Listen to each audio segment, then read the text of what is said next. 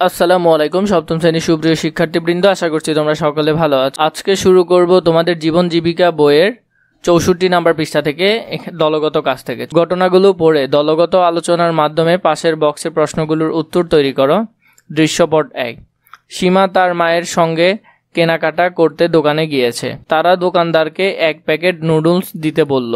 দোকানদার তাদের বললেন, আপনারা যদি ১ ডজন নুডলস নেন তাহলে 2টি নুডলস ফ্রি পাবেন।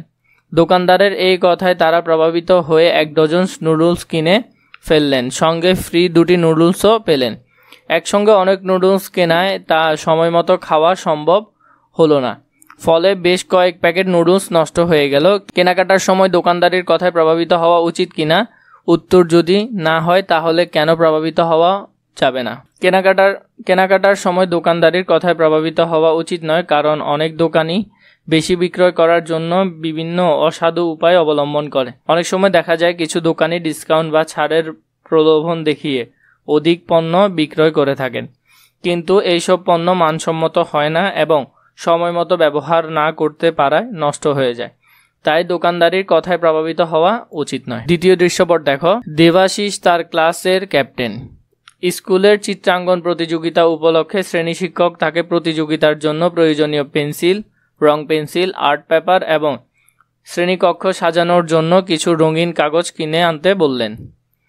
দেবাশিস দোকানে গিয়ে দেখলেন বিভিন্ন দামের রং পেন্সিল ও রঙিন কাগজ রয়েছে। সে চিন্তা করে ঠিক করলো, খুব দামি না কিনে মোটামুটি মানের রং পেন্সিল ও সাধারণ মানের রঙিন কাগজ কিনবে। শিক্ষক তার যৌক্তিক ক্রয় আচরণে খুবই খুশি হলেন। দেবাশিস কেনাকাটার ক্ষেত্রে কোন যুক্তিকে বিবেচনায় নিয়েছেন? দেবাশিস কেনাকাটার ক্ষেত্রে মিতব্যয়ী যুক্তিকে বিবেচনায় নিয়েছেন। সে চিন্তা করেছে স্কুল চিত্রাঙ্কন প্রতিযোগিতা মাত্র 1 দিনের জন্য হবে, আর এই 1 দিনের জন্য খুব বেশি টাকা খরচ করাটা অযৌক্তিক। তাই সে যদি খুব দামি কাগজ ও রং পেন্সিল না কিনে মোটামুটি মানের রং পেন্সিল ও সাধারণ মানের কাগজ কিনে শ্রেণীকক্ষে সাজসজ্জা করে, সেই ক্ষেত্রে তেমন কোনো অসুবিধা হবে না। আর এই জন্য দেবাশিস মিতব্যয়ী হয়ে কেনাকাটার সিদ্ধান্ত নেয়। দৃশ্যপট ৩। শফিক ও রায়হান 2 বন্ধু দোকানে ক্রিকেট ব্যাট কিনতে গেল। রায়হান একটু ভালো মানের ব্যাট পছন্দ করলো, সে ব্যাটটি 270 টাকায় ক্রয় করলো। অপরদিকে শফিক একটি সস্তা ব্যাট পছন্দ করলো, সে 130 টাকা দিয়ে একটি ব্যাট কিনলো। কম দামে ব্যাট কিনতে পেরে শফিক বেশ খুশি। সে রায়হানকে বলল, তুমি একটা বোকা, তাই বেশি দাম দিয়ে ব্যাট কিনেছ। এর কিছুদিন পরে স্কুলে ক্রিকেট ম্যাচ শুরু হলো। সেদিন রায়হান তার ব্যাট নিয়ে স্কুলে গেল, কিন্তু শফিক কোনো ব্যাট আনলো না।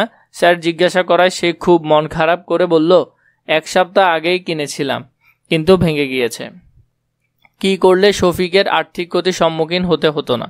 চলো আমরা উত্তর দেখি। শফিক ভালো মন্দ যাচাই করে ব্যাট কিনলে আর্থিক ক্ষতির সম্মুখীন হতো না। সবসময় কম দামে পণ্য কিনে লাভবান হওয়া যায় না। এই ক্ষেত্রে পণ্যের মান ও গুণ যাচাই করে ক্রয় করতে হয়। বেশিরভাগ সময় কম মূল্যের পণ্যের মান খারাপ হয়ে থাকে, এর ফলে তা বেশি দিন ব্যবহার করা যায় না। কিন্তু একটু বেশি দামে ভালো মানের পণ্য কিনলে তা অনেক দিন ব্যবহার করা যায়। দৃশ্যপট ৪ দেখো। আসলাম সাহেব অফিস থেকে বাড়ি ফেরার পাড়ার মুদি দোকানে খুব ভিড় দেখে এগিয়ে গেলেন। দোকানের লোকরা বলাবলি করছে যে দেশে লবণের ঘাটতি হয়েছে, 2 দিন পর লবণই পাওয়া যাবে না। এখনই লবণের দাম প্রায় দ্বিগুণ হয়ে গেছে।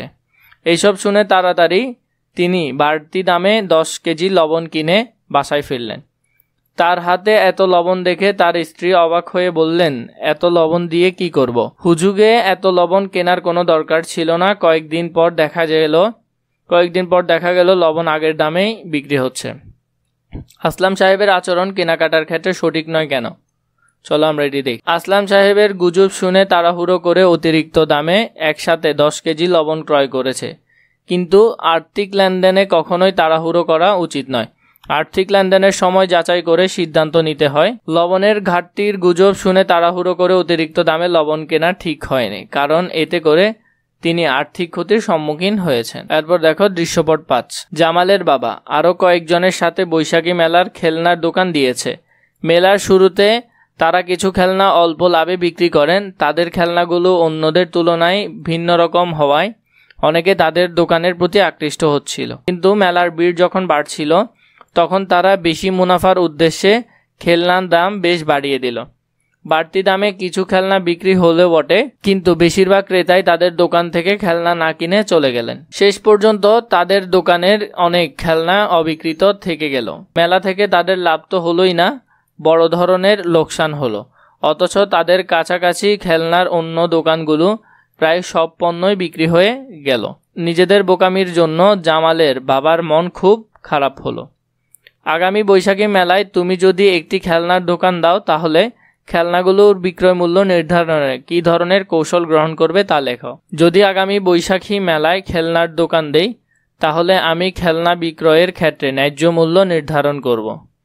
আমি খেলনাগুলোর গুণ, মান ও ক্রয় মূল্য বিবেচনা করে খুব বেশিও না আবার খুব কমও না এমন মূল্য নির্ধারণ করব। এতে করে সবাই খেলনা কিনতে পারবে এবং বিক্রয়ের পরিমাণও বেড়ে যাবে। অধিক লাভের আশায় খেলনার মূল্য বৃদ্ধি করব না।